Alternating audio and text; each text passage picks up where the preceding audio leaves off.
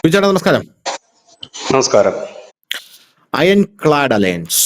ഈ iron clad alliance എന്ന് പറയുമ്പോൾ ചൈനയും പാകിസ്ഥാനും ചേർന്നുള്ള ഒരു അലയൻസിനെയാണ് സാധാരണയായി നമ്മൾ ഈ അയൺ ക്ലാഡ് അലയൻസ് എന്ന് പറയുന്നത്. അപ്പോൾ സ്വാഭാവികമായിട്ടും ഇന്ത്യ ഈ സമയത്ത് ഒരു യുദ്ധമുഖത്തിലേക്ക് നമ്മൾ അടുത്തുകൊണ്ടിരിക്കുകയാണ്. നമ്മൾ മുക്കിന് പരീക്ഷണങ്ങൾ, ധ്വനി മിസൈൽ, പിനാക മിസൈൽ, അഗ്നി മിസൈൽ, ബ്രഹ്മോസ് മിസൈൽ, എല്ലാ മിസൈലുകളും എടുത്തിട്ട് നമ്മൾ പരീക്ഷിക്കുകയാണ്. കൂട്ടത്തിൽ ബ്യൂറബെഷ്നിക് മിസൈൽ എന്ന് പറഞ്ഞൊരു മിസൈൽ കഴിഞ്ഞ ദിവസം റഷ്യ പരീക്ഷിച്ചിട്ടുണ്ട്. അത് യമണ്ടം മിസൈലാണ് കേട്ടോ. കേട്ട് കാണും, എല്ലാവരും കേട്ട് കാണും ഇപ്പൊ അതിനെക്കുറിച്ച്. അതായത് ആണവ റിയാക്ടറുള്ള മിസൈൽ 14,000 കിലോമീറ്റർ സഞ്ചരിക്കും. ഈ 14,000 കിലോമീറ്റർ ഇത് സഞ്ചരിക്കുമ്പോൾ ഇത് എവിടെ നിൽക്കുന്നു എന്ന് ആർക്കും അറിയാൻ സാധിക്കില്ല. കാരണം ഇത് വായുവിൽ തങ്ങി നിൽക്കും, ഇത് സ്പേസിൽ തങ്ങി നിൽക്കും എന്നാണ് പറയുന്നത്. സ്പേസിൽ നിന്ന് ഇറങ്ങി വന്ന് അടിക്കും. സഞ്ചരിക്കുന്ന ഒരു ചെർണോബിലാണെന്നാണ് പറയുന്നത്. അതല്ല നമ്മുടെ വിഷയം. ഞാനത് ഈ ജനറൽ നോളജ് എന്ന രീതിയിൽ പറഞ്ഞതേ ഉള്ളൂ. അപ്പൊ എന്തായാലും അയൺ ക്ലാഡ് അലയൻസ്, ഈ അയൺ ക്ലാഡ് അലയൻസിന് പൊളിച്ചടുക്കി കൈ കൊടുത്തിരിക്കുകയാണ് നമ്മുടെ രാജ്യം. ചൈനയും നമ്മുടെ പാകിസ്ഥാനുമായിട്ടുള്ള ഈ അലയൻസ്. അപ്പോൾ സ്വാഭാവികമായിട്ട് പാകിസ്ഥാൻ ഈ സമയത്ത് ആയുധങ്ങളുടെ വലിയ ആവശ്യമുണ്ടെന്ന് പറഞ്ഞാൽ പാകിസ്ഥാന്റെ കയ്യിൽ ആയുധങ്ങളൊന്നുമില്ല. കുറെ ഓട്ട വീണ സബ്മറൈനുകളും തുരുമ്പെടുത്ത തോക്കുകളും ഒക്കെ പാകിസ്ഥാന്റെ കയ്യിലുള്ളൂ. F-16 വിമാനങ്ങൾ അമേരിക്ക കൊണ്ട് അവിടെ ഇറക്കുന്നുണ്ട്. പോരാത്തതിന് സൗദി വഴി വലിയ രീതിയിലുള്ള ഒരു ഫണ്ടും ആയുധങ്ങളും കൊടുക്കാനുള്ള ഒരു നീക്കം നടക്കുന്നുണ്ട്. ആണവായുധങ്ങൾ ഒരുക്കുന്നുണ്ട് എന്നുള്ള റിപ്പോർട്ടുകളൊക്കെ അന്തർധാരയിലൂടെ സജീവമായിട്ട് വരുന്നുണ്ട്. അതിനിടയിൽ തുർക്കി പാകിസ്ഥാനെ ഗംഭീരമായിട്ട് സപ്പോർട്ട് ചെയ്ത് രംഗത്തെത്തിയിട്ടുണ്ട്. ഇന്ത്യയെ സാമ്പത്തികമായിട്ട് തകർക്കണമെന്ന് പറഞ്ഞുകൊണ്ട് തുർക്കി ടാറ്റ പ്രോഡക്ട്സ് ബഹിഷ്കരിക്കണം. അതായത് ഇവിടുത്തെ സുഡാപ്പികൾ തന്നെ അവിടെ ടാറ്റ പ്രോഡക്ട്സ് ബഹിഷ്കരിക്കണം. പ്രത്യേകിച്ച് തുർക്കിയുടെ പ്രതിരോധ മേഖലയിൽ തുർക്കിക്ക് എന്തെങ്കിലും കൈയുണ്ടെങ്കിൽ അതാണ് നമ്മൾ ആദ്യം ബഹിഷ്കരിക്കേണ്ടത് എന്നൊക്കെ പറഞ്ഞ് രംഗത്തെത്തിയിട്ടുണ്ട്. അപ്പൊ ഇതിനിടയിൽ പാകിസ്ഥാന് ഇന്ത്യ കൊടുക്കാവുന്നതിൽ വെച്ച് ഏറ്റവും വലിയ അടി, ഇതിലും വലിയൊരു അടി പാകിസ്ഥാന് കൊടുക്കാനില്ല. അതായത് ഈ J-35 എന്ന് പറയുന്ന വിമാനം ഈ പാകിസ്ഥാന് കൊടുക്കാനായിട്ട് ചൈന ലക്ഷ്യമിട്ടിരുന്നു. കൊടുത്താൽ എന്ത്, കൊടുത്തില്ലെങ്കിൽ എന്ത്, നമ്മൾ അങ്ങനെയാണ് കാണുന്നത്. പക്ഷെ ലോകരാജ്യങ്ങൾ അങ്ങനെയല്ല കാണുന്നത്. ലോകരാജ്യങ്ങൾ കാണുന്നതെന്ന് പറഞ്ഞാൽ ഈ വിമാനത്തിന്റെ സവിശേഷതകളാണ്. ഇത് വലുതായിട്ട് മറ്റു വിമാനങ്ങളെ ട്രാക്ക് ചെയ്യുന്നതിലൂടെ ആഗോള പ്രതിരോധ വേദികളിൽ ഈ വിമാനത്തിന് വലിയ പ്രശംസ കിട്ടിയിട്ടുണ്ട്. 2024 സുഹായ് എയർ ഷോയിൽ അനാച്ഛാദനം ചെയ്ത J-35 നിരീക്ഷിക്കാൻ കഴിയാത്ത സവിശേഷതകളുള്ള വിമാനമാണെന്ന് പറയുന്നത്. കാരണം ഇതിനകത്ത് പുറത്തുവിട്ടിട്ടില്ല ഇതിന്റെ വലിയ സവിശേഷത എന്താണെന്ന്. എന്നിരുന്നാലും AESA റഡാറുകൾ, ആന്തരിക ആയുധ ബേകൾ എന്നിവ ഉൾക്കൊള്ളുന്നു. സ്റ്റെൽത്ത് കയറ്റുമതിയിൽ പാശ്ചാത്യാധിപത്യത്തെ വെല്ലുവിളിക്കാനുള്ള ചൈനയുടെ ശ്രമമായി ഇത് നിലകൊള്ളുന്നു. 2025 മെയ് മാസത്തിലെ മുൻ റിപ്പോർട്ടുകൾ ഇന്ത്യ പാക് ഡ്രോൺ ഏറ്റുമുട്ടൽക്ക് ശേഷം ഒരു പ്രതിഫലമായി പാകിസ്ഥാനിലേക്ക് വേഗത്തിൽ ഡെലിവറി നൽകാമെന്ന് ഇത് പറഞ്ഞിട്ടുണ്ട്. പ്രാരംഭ ചർച്ചകൾ 2025 അവസാനത്തോടെ ലക്ഷ്യമിടുന്നു എന്നുള്ള റിപ്പോർട്ടുകളാണ് ആദ്യം വന്നുകൊണ്ടിരുന്നത്. അതായത് J-35 പാകിസ്ഥാന്റെ കയ്യിലെത്തും. അതിന്റെ പ്രധാനപ്പെട്ട കാരണം നമുക്കറിയാലോ ചേട്ടാ. ഇത് റഷ്യ മറ്റേ അവരുടെ ജെറ്റ് എഞ്ചിൻ കൊടുക്കാമെന്ന് പറഞ്ഞിരുന്നല്ലോ പാകിസ്ഥാന്. അതിന്റെ കാരണം എന്ന് പറഞ്ഞാൽ ഈ പാകിസ്ഥാന് നമ്മുടെ LOCയിലൊക്കെ ഈ റഷ്യൻ ജെറ്റ് എഞ്ചിനുകൾ ഇല്ലാതെ ഈ വ്യോമ പ്രതിരോധ സംവിധാനങ്ങൾക്ക് മുകളിൽ കൂടെ പറന്നു പോകാൻ സാധിക്കില്ല. ഇവർക്കിപ്പം വ്യോമ പ്രതിരോധ സംവിധാനത്തിന്റെ റഡാറിലാണ് അവർ നിൽക്കുന്നത്. അതുകൊണ്ട് തന്നെ ആ എഞ്ചിൻ കിട്ടിക്കഴിഞ്ഞാൽ അത് ഈ ഇപ്പോൾ ഉള്ള ഇവരുടെ കയ്യിലുള്ള വിമാനം, എനിക്ക് തോന്നുന്നു ചൈന കൊടുത്ത വിമാനത്തിൽ ഘടിപ്പിച്ച് ഇവർക്ക് അതിന് മുകളിലേക്ക് പോകാൻ പറ്റും. അപ്പൊ റഷ്യ പറഞ്ഞു, അസന്നിഗ്ധമായി പറഞ്ഞു, ഇത് എവിടെ നിന്നാണ് ഈ വാർത്ത വരുന്നത്? ഒരു പ്രൊപ്പഗാൻഡ വാറാണ്. നമ്മളത് വളരെ വിശദമായിട്ട് എടുത്ത് പ്രേക്ഷകർക്ക് മനസ്സിലാക്കി കൊടുത്തൊരു സംഭവമാണ്. ഇതൊരു പ്രൊപ്പഗാൻഡ വാറാണ്, ഇങ്ങനെ ഒരു സംഭവം ഇല്ല. ആരാണ് ഈ വാർത്ത കൊടുത്തത്? പുടിൻ പൊട്ടിത്തെറിച്ചു എന്ന് പറഞ്ഞുകൊണ്ടാണ് സ്പുട്നിക് ഒക്കെ ഈ വാർത്ത കൊടുത്തിരുന്നത്. അപ്പൊ ഈ സാഹചര്യത്തിൽ ഇനിയിപ്പോ ചൈനയുടെ J-35 വിമാനം ഞങ്ങൾക്ക് വേണം. പക്ഷെ ഇപ്പോ വരുന്ന റിപ്പോർട്ടുകൾ എന്ന് പറഞ്ഞാൽ adding fuel to the fire, a short-lived announcement from Pakistan leadership about acquiring 40 J-35 jet was swiftly retracted എന്നാണ് പറയുന്നത്. ഇത് നിർത്തിവെച്ചു, ഇനി ഇല്ല, തരുന്നില്ല. എത്ര വർഷത്തേക്ക് നിർത്തിവെച്ചു? ഒരു 5 കൊല്ലത്തേക്ക് നിങ്ങൾക്ക് ഇത് തരുന്നില്ല. 5 കൊല്ലത്തേക്ക് ഈ സംഭവം നമ്മൾ നീട്ടിവെച്ചിരിക്കുകയാണ്. അപ്പൊ എന്തുകൊണ്ടാണെന്ന് ചോദിച്ചപ്പോൾ സാങ്കേതികമായിട്ടുള്ള പ്രശ്നം എന്നാണ് പറയുന്നത്. പക്ഷേ ലോകമാധ്യമങ്ങൾ എഴുതുന്നത് while the once vocal chorus of Pakistani analysts on end 2025 delivers has fallen eerily quiet, a whispers of betrayal and real politic swirl is something profoundly amiss in this strategic trade. India BRICS ഉച്ചകോടിയിൽ നരേന്ദ്രമോദി പോയപ്പോൾ backdoor സംവാദങ്ങൾ നടത്തിയിട്ടുണ്ടായിരുന്നു. ഇത് കൊടുക്കരുത് എന്ന്. പാകിസ്ഥാൻ കേൾക്കുമോ കേൾക്കില്ലേ എന്നുള്ളത് ഇന്ത്യക്ക് ഒരു ഇന്ത്യയെ ഒരു ആശങ്കയിൽ നിർത്തിയിരുന്നു. ആ ഒരു സാഹചര്യത്തിൽ പാകിസ്ഥാനല്ല, ചൈന കേൾക്കുമോ കേൾക്കില്ലേ എന്നുള്ളത് ഇന്ത്യ ഒരു ആശങ്കയിൽ നിർത്തിയിരുന്നു. ബിജെപിയാണ് പറഞ്ഞത്, നമ്മുടെ കമ്മ്യൂണിസ്റ്റ് പാർട്ടി ലീഡറെയൊക്കെ നരേന്ദ്രമോദി ആ സമയത്ത് പോയി കണ്ടിട്ടുണ്ടായിരുന്നു എന്നും. ഇപ്പോ ചൈന പറയുന്നത് തരാൻ പറ്റില്ല എന്ന്. ഇന്ത്യയുടെ ആ ഒരു നയതന്ത്രം വിജയിച്ചിരിക്കുകയാണ് എന്നുള്ള റിപ്പോർട്ടുകളാണ് പുറത്തു വരുന്നത്. പ്രത്യേകിച്ച് നമ്മൾ ഈ ഒരു ക്രൂഷ്യൽ ആയിട്ടുള്ള ഒരു സിറ്റുവേഷനിൽ നിൽക്കുമ്പോൾ അപ്പോ ചൈന പാകിസ്ഥാനെ സമ്പൂർണ്ണമായിട്ട് കൈയൊഴിഞ്ഞു കഴിഞ്ഞു എന്നുള്ള കാര്യം ഏതാണ്ട് ക്ലിയർ ആയി. അപ്പൊ ഇനി പാകിസ്ഥാൻ ആശ്രയിക്കാൻ 3 രാജ്യങ്ങളുണ്ട്. ഒന്ന് തുർക്കി, ഒന്ന് ചൈന അല്ല, ഒന്ന് തുർക്കി, ഒന്ന് അമേരിക്ക, പിന്നെ ഒന്ന് വേറൊരു രാജ്യം കൂടെ ഉണ്ടായിരുന്നു, ഞാൻ പെട്ടെന്ന് മറന്നുപോയി. അപ്പൊ വേറെ 3 രാജ്യം, ഖത്തർ അടക്കമുള്ള രാജ്യങ്ങൾ ഇനി പാകിസ്ഥാനെ ആശ്രയിക്കാനുണ്ട്. അപ്പൊ ഈ പാകിസ്ഥാൻ ഇനി ഇവരെ ആശ്രയിച്ച് മാത്രമേ പാകിസ്ഥാന്റെ പല കാര്യങ്ങളും മുന്നിലേക്ക് കൊണ്ടുപോകാൻ സാധിക്കുകയുള്ളൂ. മുകളിൽ അഫ്ഗാനിസ്ഥാനുണ്ട്, ഇപ്പുറത്ത് ഇറാനുണ്ട്, ഇപ്പുറത്ത് താഴെ ഇന്ത്യയുണ്ട്, അതിൽ സൈഡിൽ ഇന്ത്യയുണ്ട്. പാകിസ്ഥാനകത്ത് തന്നെ ബലൂചിസ്ഥാൻ, തെഹ്രീക്ക് താലിബാൻ, അങ്ങനെ പല സംഭവങ്ങളുമുണ്ട്. അതിനിടയിൽ പാകിസ്ഥാന്റെ ഈ പദ്ധതി ചീറ്റിപ്പോയ ഈ വിഷയത്തെ നമ്മൾ ഏത് രീതിയിലാണ് കാണേണ്ടത്? എന്താണ് ഇതിൽ ഒരു പ്രതികരണം? ഇത് നമ്മള് കഴിഞ്ഞ കുറെ നാളുകളായിട്ട് പറയുന്നതും ഇത് തന്നെയാണ്. കാരണം ഇവിടെ ഈ ലോകക്രമം മാറുന്നു എന്ന് പറയുമ്പോൾ അതിൽ നമ്മൾ ചൈനയുമായിട്ട് വലുതായിട്ട് അടുക്കുന്നു, ഇല്ല നമ്മൾ അവരുടെ കൂടെ വലിയ ഇതാണ്. ഇന്ത്യയെ സംബന്ധിച്ച് പറഞ്ഞാൽ ഇന്ത്യയുടെ കൂടെ എക്കാലവും നിൽക്കുമെന്ന് നാം കരുതുന്ന രണ്ട് രാജ്യങ്ങളെ ലോകത്തുള്ളൂ. അതൊന്ന് ഇസ്രായേലും ഒന്ന് റഷ്യയുമാണ്. പക്ഷെ ഇസ്രായേലിനെ സംബന്ധിച്ച് അവർക്ക് ഒരുപാട് പരിമിതികളുണ്ട്. ഇന്ത്യ ഒരു യുദ്ധത്തിലേക്ക് പോയി കഴിഞ്ഞാൽ ഇന്ത്യ ഹെൽപ്പ് ചെയ്യാൻ ഒരു പരിമിതിയുണ്ട്. കാരണം അത് നമ്മളിൽ നിന്ന് ബഹുദൂരം അകലെ നിൽക്കുന്ന ഒരു രാജ്യമാണ്.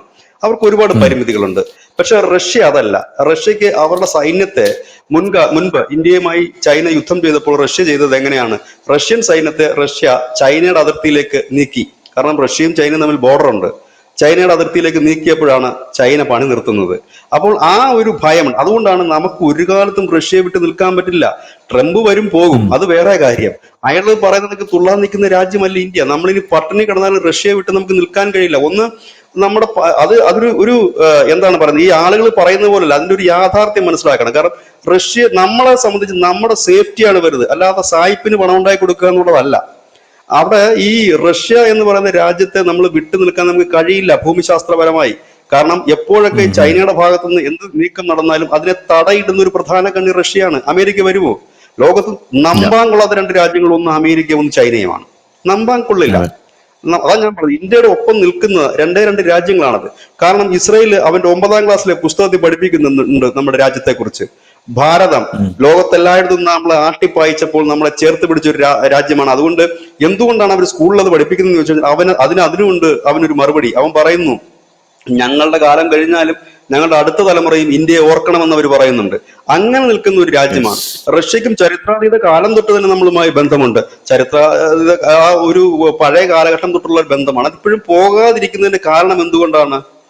ഈ നമുക്ക് നമ്മുടെ രാജ്യത്തിന്റെ സേഫ്റ്റിയാണ്, നമ്മുടെ അതിർത്തികൾ സുരക്ഷിതമാക്കണം. അതിന് നമുക്ക് ഈ ഒരു ഏഷ്യയിൽ തന്നെ കിടക്കുന്ന ഒരു രാജ്യത്തിന്റെ, ഒരു വൻ രാജ്യത്തിന്റെ സപ്പോർട്ട് കൂടിയേ തീരൂ. അല്ലാതെ ട്രംപ് പറയുമ്പോൾ എണ്ണ പോയി മേടിക്കുക, ട്രംപ് പറയാത്തപ്പോൾ എണ്ണ മേടിക്കാതിരിക്കുക, ട്രംപിന് തുണി കഴുകി കൊടുക്കുക, അതൊക്കെ ഉണ്ടായിരുന്നു. ഇന്ത്യയിൽ അങ്ങനെയുള്ള ആൾക്കാരുണ്ടായിരുന്നു. പക്ഷെ ഇന്നിപ്പോൾ കാലം മാറിയിരിക്കുന്നു. ഇവിടെ നമ്മൾ ശ്രദ്ധിക്കേണ്ട ഒരു കാര്യമുണ്ട്. കഴിഞ്ഞ ദിവസം ഇന്റർനാഷണൽ മീഡിയാസ് ഒക്കെ വലിയ രീതിയിൽ പറഞ്ഞുകൊണ്ടിരുന്നത് ട്രംപ് പോകുന്നു, ഇപ്പോൾ ഷീ ജിൻപിങ്ങുമായിട്ട് വ്യാപാര കരാർ ഒപ്പിടുന്നു, ചൈന അത് ചെയ്യുന്നു, ഇത് ചെയ്യുന്നു. ഇന്നലെ ചൈനീസ് പ്രസിഡന്റ് ആസിയാൻ യോഗത്തിൽ പങ്കെടുത്ത് അദ്ദേഹം പറഞ്ഞൊരു കാര്യമുണ്ട്, ഇത് കാട്ടുനീതിയാണ്. ഇന്ത്യക്കും എടുത്തു പറഞ്ഞ ഡയലോഗാണത്. ഇന്ത്യക്കും ചൈനയ്ക്കുമെതിരെ നടത്തുന്ന ഈ താരിഫ് വാർ ഇതൊരു കാട്ടുനീതിയാണ്. ഇത് ഒരിക്കലും അംഗീകരിക്കാൻ കഴിയില്ല.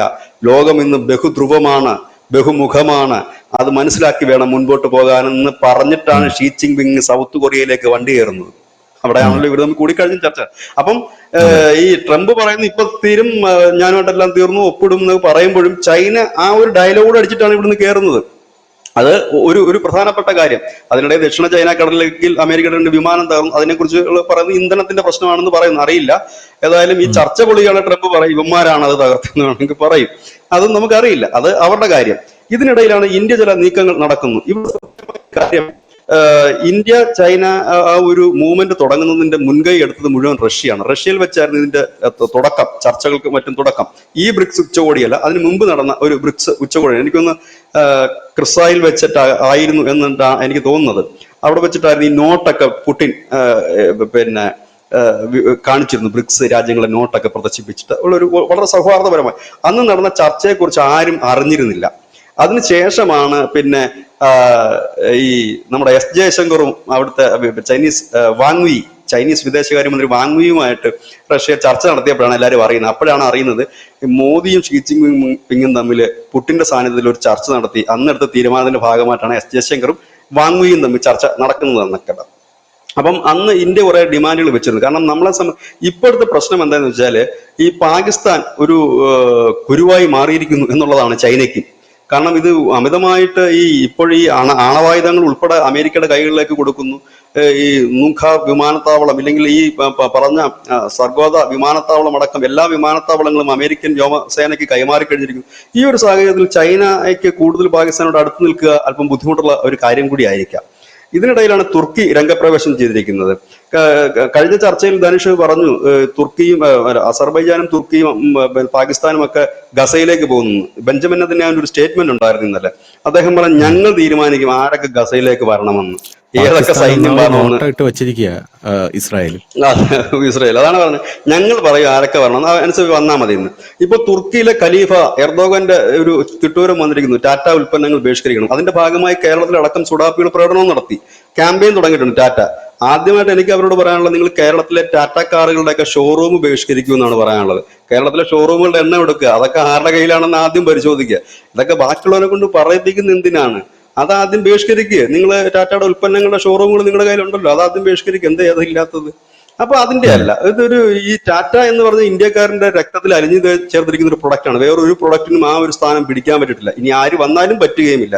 കാരണം ടാറ്റ വിശ്വാസത്തിന്റെ ഒരു പ്രതീകമാണ്. നമ്മളൊരു കാർ എടുക്കാൻ പോകുമ്പോൾ അതിന്റെ ഭംഗിയല്ല നമ്മൾ കൂടുതൽ നോക്കുന്നത്. ടാറ്റ എന്നൊരു ബ്രാൻഡ് ഉണ്ടെങ്കിൽ നമുക്കൊരു വിശ്വാസമാണ്. അതുകൊണ്ട് തന്നെയാണ് അവർക്കുള്ള ഒരു ബ്രാൻഡ്. ടാറ്റ ചതിക്കില്ല എന്നുള്ളതാണ് ഇന്ത്യൻ ജനതയുടെ സാമാന്യ ബോധം. അവിടെയാണ് തുർക്കി വന്നിട്ട് പറയുകയാണ് ബഹിഷ്കരിക്കണം എന്ന് പറഞ്ഞാൽ ആര് ബഹിഷ്കരിക്കും? മുമ്പ് ഇതിന്റെ ഒരു ഭാഗമായിട്ടായിരുന്നു ഇവര് സ്റ്റുഡിയോയ്ക്കെതിരെ ബഹിഷ്കരണം വെച്ച്. എന്നിട്ട് എന്ത് സംഭവിച്ചു? എല്ലാവരും തുണി എടുത്തില്ലേ? വെറുതെ ഇരുന്ന് ഞാൻ പോലും പോയി ഡ്രസ്സ് എടുത്ത് അവിടെ പോയിട്ട്. ഞാൻ അങ്ങനെ സാധാരണ ഡ്രസ്സ് ഇങ്ങനെ പോയി എടുക്കാനുള്ളതല്ല. അതെ, അതെല്ലാരും പോയി ഡ്രസ്സ് എടുത്തു, സ്റ്റുഡിയോക്കാരൻ പോലും കണ്ണ് കള്ളി. അപ്പൊ അടുത്ത ടാറ്റ ബഹിഷ്കരിക്കണം എന്നാണ് പറയുന്നത്. ഇനിയിപ്പം വാഹനങ്ങളും എല്ലാവരും ടാറ്റയ്ക്ക് ഇപ്പൊ വലിയ മാർക്കറ്റ് ഉണ്ട് വാഹന വ്യവസായം. അപ്പൊ നമുക്ക് കാര്യത്തിലേക്ക് വരാം. അപ്പൊ ആ നടത്തിയ നീക്കങ്ങളുടെ ഭാഗമായിട്ട് തന്നെയാണ് ഇപ്പോൾ ഈ വിമാനത്തിന്റെ ചർച്ച നമ്മൾ 2 മാസം മുമ്പ് എടുത്തത്. അതിന് ഓർക്കുന്നുണ്ടോ എന്നറിയില്ല. ഈ മുനീർ അമേരിക്ക പോയി ട്രംപിനെയൊക്കെ കണ്ട് പാകിസ്ഥാൻ തീരെഴുതി കൊടുത്തതിന് ശേഷം പാകിസ്ഥാന് വന്നിട്ട് പാകിസ്ഥാൻ 1300 കോടി രൂപയുടെ ഒരു കരാർ ചൈനയുമായിട്ട് വെച്ചിരുന്നു. അന്തർവാഹിനികളും വിമാനവും വേണമെന്നും പറഞ്ഞു. ചൈന അത് ചവിട്ടി അവിടെ വെച്ചു. അപ്പൊ ധനുഷിനോട് ചോദിച്ചു, ഇത്രയൊക്കെ തുക അവർക്ക് കൊടുക്കാനുണ്ടാകുമെന്ന് ചോദിച്ചു. ഞാൻ പറഞ്ഞു, ഈ കരാർ എന്ന് പറഞ്ഞാൽ ഒറ്റയടിക്ക് പൈസ കൊടുക്കുന്നതല്ല, ഒരു കരാറിട്ട് ഇങ്ങനെ സൂചിപ്പിച്ച് നിർത്തി പതുക്കെ പതുക്കെ കൊടുക്കുന്ന പണമാണ്. പക്ഷെ ചൈന അത് വീഴുമോ എന്ന് അറിയില്ല എന്ന്. ഇപ്പൊ അതെന്ത് വ്യക്തമായിരിക്കുന്നു ആ കാര്യം. അന്തർവാഹിനികളും അവർക്ക് അന്ന് കൊടുത്തത് ഓപ്പറേഷൻ സിന്ദൂറിന് മുമ്പ് നമ്മൾ ചെയ്ത ഒരു വാർത്തയിൽ പറഞ്ഞിരുന്നു. അന്തർവാഹിനികൾ അവർക്ക് കൊടുത്തിട്ടില്ല. അവര് 12 അന്തർവാഹിനികളാണ് പാകിസ്ഥാൻ ചൈനയോട് ചോദിച്ചത്. അതിൽ ഒന്നും കൊടുത്തിട്ടില്ല. അവരുടെ പഴയ 2 അന്തർവാഹിനി കൊടുത്ത് അതാണ് വെള്ളത്തിലിട്ടപ്പോൾ താന്നു പോവുകയും ചെയ്തു. അത് വലിയ വാർത്തയായിരുന്നു. ന്യൂസിന്റെ മലയാളത്തിൽ അത് വലിയ വാർത്തയായിട്ട് എനിക്ക് തോന്നുന്നു 1 വർഷം മുമ്പായിരുന്നു തോന്നുന്നു. താന്നു പോവുകയും ചെയ്തു. ഇതാണ് ഇതിന്റെ ഒരു രീതി. അപ്പം ഈ ഒരു ജിയോ പൊളിറ്റിക്സ് മാറുന്നു. ഇവിടെയാണ് ഞാൻ കഴിഞ്ഞ ദിവസങ്ങളെല്ലാം പറയുന്ന ഒരു കാര്യം, ഇന്ത്യയുടെയും റഷ്യയുടെയും ചൈനയുടെയും മൗനമുണ്ട്. ആ മൗനം അത് ഒരു ഒന്നൊന്നര മൗനമാണ്. എന്താണെന്നുള്ളത് മനസ്സിലാക്കേണ്ട ആ ഒരു കാര്യമാണ്. നമ്മൾ ഈ പുറമേ കാണുന്ന ഈ വാചോടോപമല്ലല്ലോ, അതിനപ്പുറത്തേക്കുള്ള കാര്യങ്ങൾ എന്താണ് എന്നുള്ളതാണ് മനസ്സിലാക്കേണ്ടത്. ഇവിടെ കഴിഞ്ഞ പുടിൻ കൊടുത്തൊരു വാണിംഗ് ഉണ്ട്, പുടിന് ട്രംപ് കൊടുത്തൊരു വാണിംഗ് ഉണ്ട്.